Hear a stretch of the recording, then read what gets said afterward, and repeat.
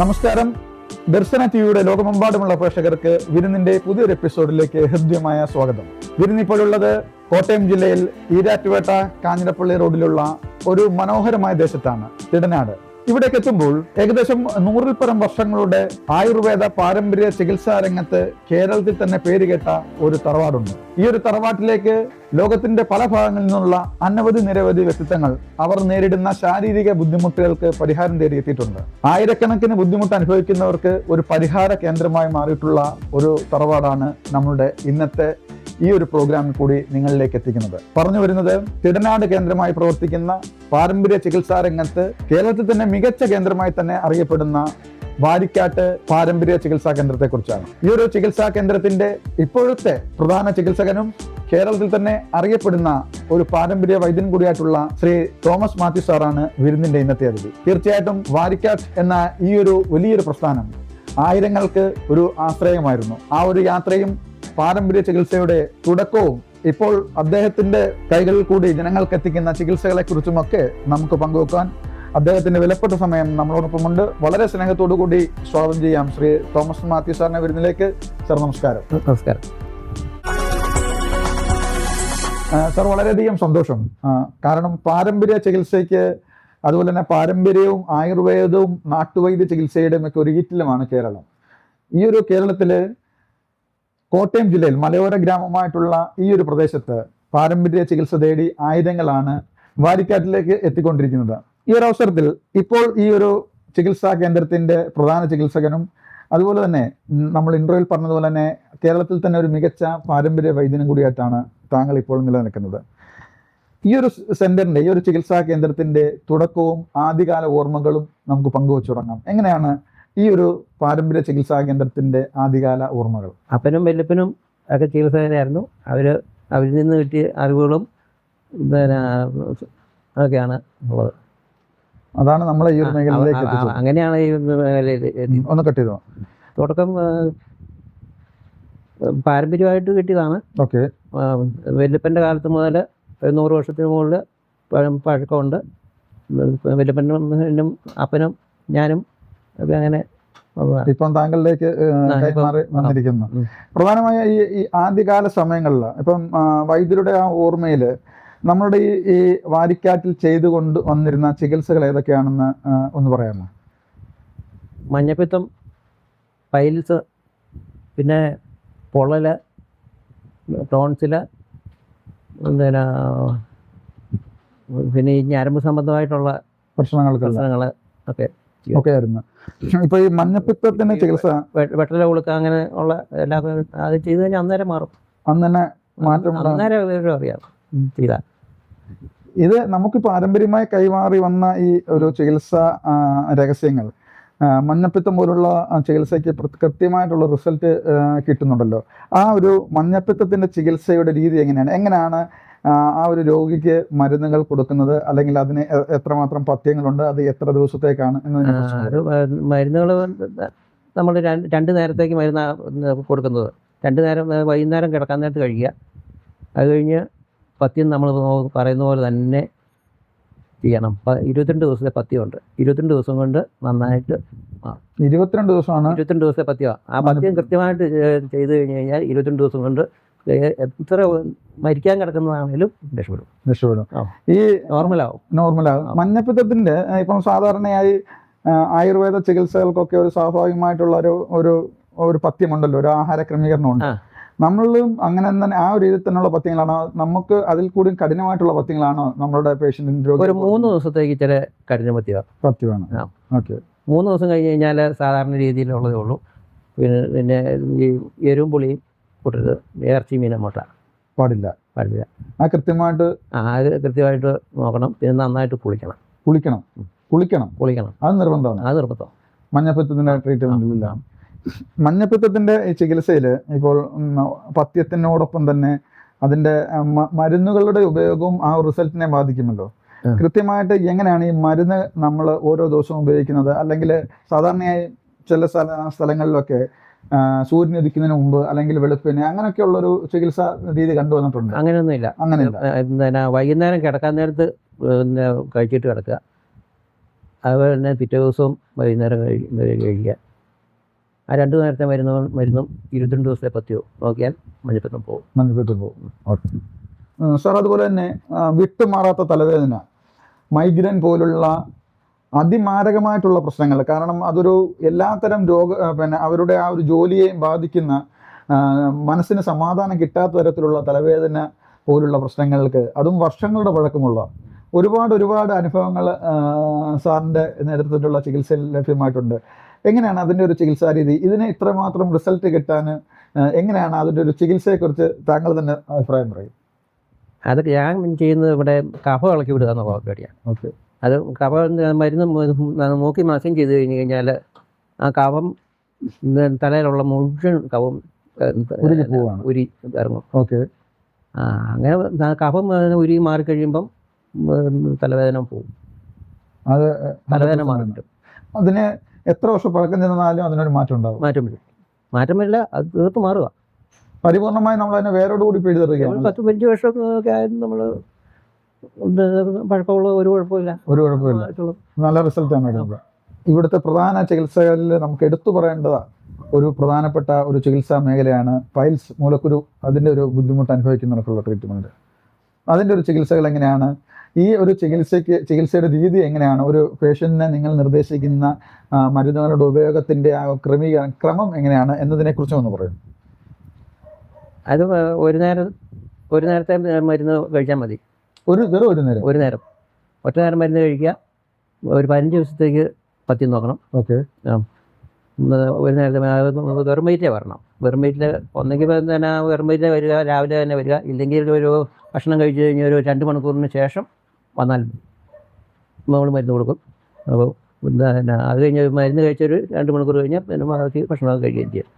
ഈ പൈൽസിനും ആഹാര ക്രമീകരണങ്ങൾ, നമ്മളുടെ പഥ്യങ്ങൾ എങ്ങനെയാണ്? ഒരു 15 ദിവസത്തേക്ക് ഇറച്ചി, മീൻ, മുട്ട ഉപയോഗിക്കാൻ പാടില്ല. അത് കഴിഞ്ഞാൽ പിന്നെ കഴിക്കും, എല്ലാ കൂട്ടം കഴിക്കും. അത് കഴിഞ്ഞ് ഇറച്ചി കഴിച്ച് നോക്കണം, കോഴി ഇറച്ചി കഴിച്ച് നോക്കണം. എന്തെങ്കിലും ബുദ്ധിമുട്ടുണ്ടോ എന്ന് കോഴി ഇറച്ചി കഴിച്ച് നോക്കി 2 ദിവസം കഴിഞ്ഞിട്ട് ഒരു കുഴപ്പമില്ല എങ്കിൽ യാതൊരു കുഴപ്പമില്ല, അത് മാറിയിരിക്കും. അന്നത്തെ അക്കൂട്ട് ലഭ്യമാണോ ഇപ്പോഴും നമ്മുടെ പച്ചമരുന്നുകളൊക്കെ? കിട്ടാൻ ബുദ്ധിമുട്ടുള്ളതൊക്കെ ഇവിടെ നട്ടു വളർത്തുന്നുണ്ട്. പിന്നെ അല്ലാതെ പറമ്പ് കിട്ടുന്നുണ്ട്. ബാക്കി മരുന്നുകളൊക്കെ പറമ്പിൽ നിന്ന് ലഭ്യമാണ്. കാരണം ഈ പച്ചമരുന്നുകൾക്കാണല്ലോ ഈ ഒരു റിസൾട്ടിന് ഇത്രയും അധികം റിസൾട്ട് ലഭ്യമാക്കുവാൻ പച്ചമരുന്നിൻ്റെ ഒരു മെയിൻ കാരണം അത് തന്നെയാണല്ലോ. സാറിൻ്റെ ഈ ഒരു ചികിത്സാ ജീവിതത്തിൽ ഈ ഒരു ചികിത്സാ മേഖലയുമായി ബന്ധപ്പെട്ട ഒരു അനുഭവത്തെക്കുറിച്ച് ചോദിക്കുകയാണെങ്കിൽ എന്താണ് പറയാനുള്ളത്? താങ്കളിലേക്ക് ചികിത്സയ്ക്ക് വേണ്ടി എത്തിയ ഒരു ചികിത്സകർക്ക് കിട്ടിയിട്ടുള്ള ഒരു അനുഭവത്തെക്കുറിച്ച് പറയുകയാണെങ്കിൽ? ഒരുപാട് അനുഭവങ്ങളുണ്ട്. ഓക്കെ. എന്നാലും ഒരെണ്ണം മറക്കാൻ പറ്റാത്തതുകൊണ്ട് ചില മെഡിക്കൽ കോളേജിൽ ഓപ്പറേഷൻ ചെയ്യാൻ വേണ്ടിയിട്ട് തീരുമാനിച്ച് അവർ ഓപ്പറേഷൻ ചെയ്യാൻ പോയതാണ്. അന്നേരം പിന്നെ ബ്ലഡ് മുഴുവനും ചോർന്നു പോയി. അങ്ങനെ പിന്നെ ഓപ്പറേഷൻ ചെയ്യാൻ പറ്റിയാലാത്ത കണ്ടീഷനാണെന്ന് പറഞ്ഞ് അത് തിരിച്ചയച്ചു. അങ്ങനെ അത് കഴിഞ്ഞ് അവർ ആ അവസ്ഥയിൽ ഇവിടെ വന്ന് വീണ്ടും പിന്നെ അവിടെ ഒരു ഡേറ്റ് കൊടുത്തിട്ടുണ്ടായിരുന്നു. അത് കഴിഞ്ഞിട്ട് ഇവിടെ വന്ന് മരുന്ന് കഴിച്ചു. പിറ്റേ ദിവസം അത് മാറിയിട്ട് പരിപൂർണമായില്ലേലും ഒരു പകുതിയിലധികം ഒറ്റ ദിവസം കൊണ്ട് മാറി. പിന്നെ അത് പിന്നെ ഒറ്റ നേരത്തെ 2-3-4 ദിവസം കൊണ്ട് തീർത്ത് മാറി. അതൊക്കെ നമ്മളുടെ ഒരു ചികിത്സയ്ക്ക് ഒരു ഉത്തരവാദിത്വം നൽകുന്നൊരു കാര്യം തന്നെയാണ്. ഇപ്പോൾ മറ്റു ഏതൊക്കെ തരം ചികിത്സകളാണ് ഇപ്പോൾ വാരിക്കാട്ടിൽ കൂടി ലഭ്യമായിക്കൊണ്ടിരിക്കുന്നത്? ഈ ടോൺസിലൈറ്റിസ് ഉണ്ട്. ഓക്കെ. അതിൻ്റെ ചികിത്സ എങ്ങനെയാണ്? അത് നേരം പിന്നെ ഇരുട്ടിന് ശേഷം പലതരത്തിലുള്ള ചികിത്സാ രീതികളാണ് അത്. ഇരുട്ടിന് ശേഷം മരുന്ന് ചെയ്യുന്നത്.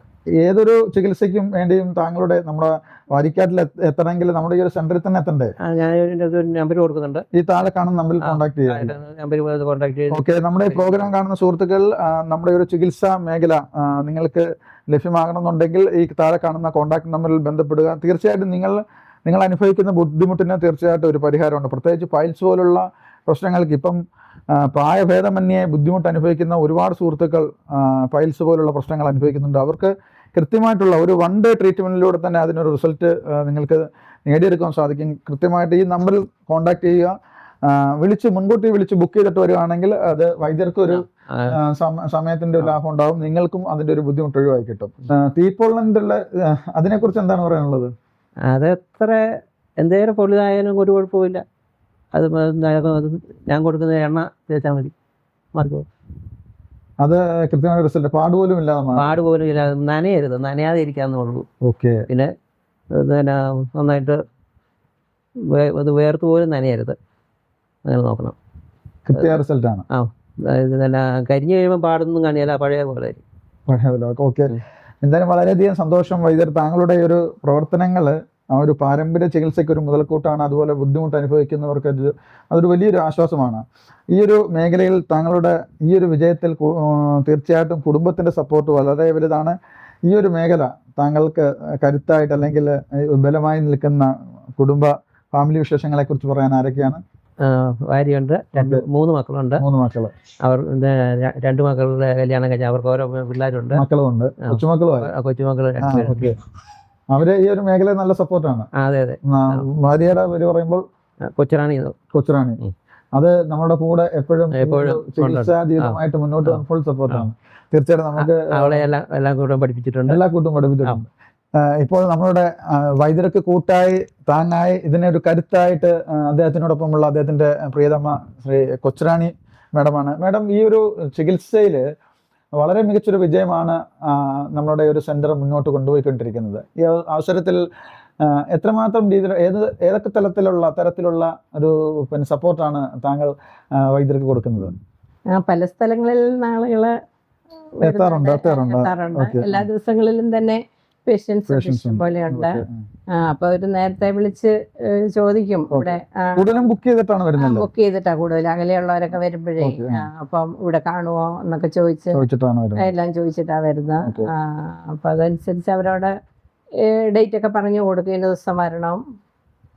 പിന്നെ അതുപോലെ തന്നെ ഇത് മരുന്നുകളെല്ലാം പറിച്ച് ശേഖരിച്ച് നേരത്തെ എല്ലാം ഒരുക്കി വെക്കണേ.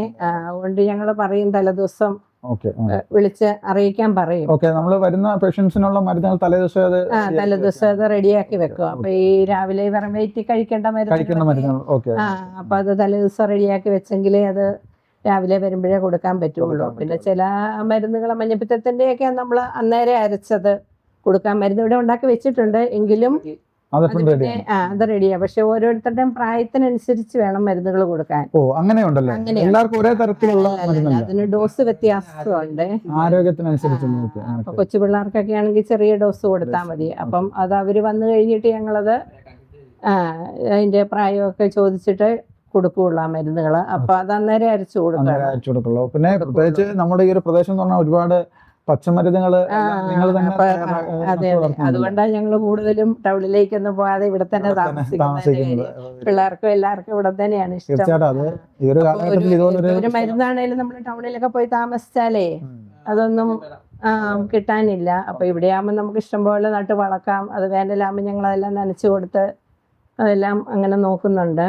പിന്നെ ഇതിന്റെ വേരുകളും അങ്ങനെയൊക്കെ ചിലതൊക്കെ ഞങ്ങൾ പറിച്ച് ഉണക്കി പൊടിച്ച് വെക്കും, അത് കിട്ടാനില്ലാത്ത സമയത്തേക്ക് വേണ്ടിയിട്ട്. അങ്ങനെയൊക്കെ എല്ലാം ചെയ്തു വെക്കും. പിന്നെ എല്ലാ കാര്യത്തിലും ഞാൻ സപ്പോർട്ടായിട്ടുണ്ട്. ഈ ഇദ്ദേഹത്തിന്റെ ഒരു പത്നിയായിട്ട് ഇവിടേക്ക് എത്തുമ്പോൾ ഇവിടുത്തെ അദ്ദേഹത്തിന്റെ ഫാദറിന്റെ ചികിത്സ ഉണ്ടായിരുന്നോ? ഞാൻ വരുമ്പോ ഇവിടെ ഉണ്ട്. പിന്നെ നേരത്തെ ആണെങ്കിലും എന്റെ കല്യാണത്തിന് മുന്നേ എന്റെ വീട്ടുകാർക്ക് അറിയാമായിരുന്നു. ഫാദറിനെ ചാച്ചനെ കുറിച്ച് കേട്ടിട്ടുണ്ട്.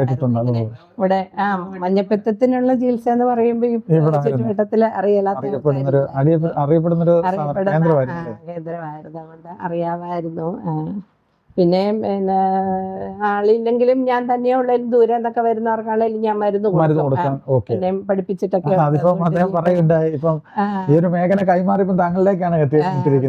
ഇപ്പൊ ചിലപ്പോ തിരുവനന്തപുരം, എറണാകുളം, അപ്പൊ അങ്ങനെ എന്തൊക്കെ ആൾക്കാർ വരുമ്പോൾ ആളില്ലെന്നും പറഞ്ഞു വിടുകയല്ല. അപ്പം ഞാനാണേലും മരുന്ന് കൊടുക്കും. നമ്മളുടെ ഈ പ്രോഗ്രാം കാണുന്നത് ഇപ്പം സ്വാഭാവികമായിട്ട് നമ്മുടെ കേരളത്തിൽ നിന്നും അല്ലെങ്കിൽ ഒരു പ്രാദേശിക മേഖലയിൽ മാത്രമല്ല, ലോകത്തിന്റെ പല ഭാഗങ്ങളിലുള്ള സുഹൃത്തുക്കൾ, മലയാളി സുഹൃത്ത് നമ്മുടെ സ്ഥിരം പ്രേക്ഷകരാണ്. അപ്പോൾ തീർച്ചയായിട്ടും നമ്മൾ ഈ കാണുന്ന പ്രേക്ഷകർക്ക് മനസ്സിലാക്കുവാൻ താഴെ കാണുന്ന നമ്പറിൽ കോൺടാക്ട് ചെയ്തിട്ട് വരികയാണെങ്കിൽ തീർച്ചയായിട്ടും നിങ്ങൾക്കും ഒരു സമയലാഭമാണ്, അതുപോലെ തന്നെ ഇവർക്കും അതിൻ്റെ ഒരു ബുദ്ധിമുട്ട് ഒഴിവാക്കി കിട്ടും. കാരണം വിളിച്ച് ബുക്ക് ചെയ്തിട്ട് വരുവാണെങ്കിൽ അതിനനുസരിച്ചുള്ള മരുന്നുകൾ തയ്യാറാക്കി വെക്കണമെങ്കിൽ അതിനൊരു സമയം ആവശ്യമായിട്ടുണ്ട്. മുൻകൂട്ടി അറിയിക്കുവാണെങ്കിൽ അത് വളരെയധികം സൗകര്യമായിരുന്നു അല്ലേ? പിന്നെ മക്കളെ ഞങ്ങൾക്ക് 3 മക്കളാണ്. ഇവള് മൂത്തവള്, ഇവളുടെ പേര് സുനിറ്റ്. ഇവള് ഫാമിലി കഴിഞ്ഞിട്ട് ഇപ്പം കാനഡയില് സെറ്റിൽഡായി അവിടെ വർക്ക് ചെയ്യുന്നു. ഇപ്പം മോനുണ്ടായി നാട്ടിലേക്ക് വന്നതാണ്. കൊച്ചുമകന്റെ പേര് ഫോക്കസ് ആണ്. ഓക്കെ. പിന്നെ ഇവളുടെ അനിയത്തി ഒരാളുണ്ട്, സോണറ്റ്. അവളും കാനഡയില് വർക്ക് ചെയ്യുക. അവളുടെ മാരേജ് ഒക്കെ കഴിഞ്ഞ ഒരു കുട്ടിയുണ്ട്. പിന്നെ ഇളയത് മോനാണ്. അവന് മൂവാറ്റുപുഴ ആർക്കിടെക്ചർ ചെയ്യുന്നു. മാഡം, അതുപോലെ തന്നെ ഒരു വാരിക്കാട്ടിലെ ഒരു പ്രത്യേകത എന്ന് പറഞ്ഞു കഴിഞ്ഞാൽ ഒരുപാട് രോഗങ്ങൾക്ക് അങ്ങനെ ട്രീറ്റ്മെന്റ് കൊടുക്കുന്നുമില്ല, പക്ഷെ കൊടുക്കുന്ന ട്രീറ്റ്മെന്റിന് കൃത്യമായിട്ടുള്ള റിസൾട്ടും ഉണ്ട്. അത് ഒരു വലിയൊരു കാര്യം തന്നെയാണ്. എന്താണ് അതിനെ കുറിച്ച് പറയാനുള്ളത്? കാര്യത്തിൽ ഞങ്ങൾക്ക് നല്ല സന്തോഷമുണ്ട്. ആർക്ക് കൊടുത്താലും അതൊരു 100% തന്നെ പറയാം.